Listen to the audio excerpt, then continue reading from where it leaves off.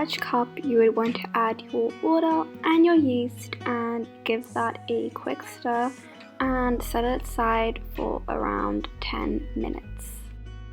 In a large bowl, you would want to add your flour, your sugar and your salt and give that a quick mix so that it's all combined.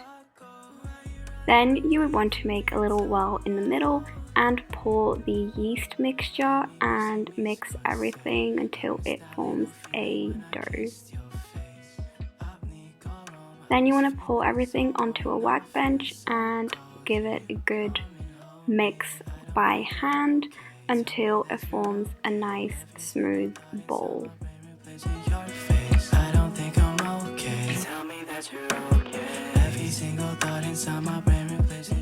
After your dough is a nice ball, you would want to lightly grease a ball with some olive oil and place your dough ball in there and cover it with some cling wrap and preferably a towel and leave it at room temperature for around 2 hours or in the fridge overnight.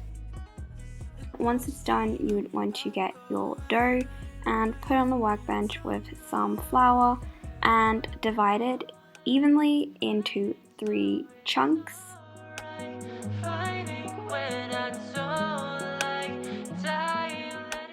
And then again, you would want to make each chunk into a ball, and then you want to set it aside and let it rest covered for 30 minutes.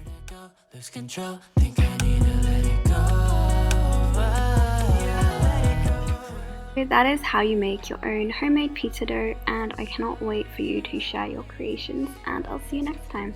Bye!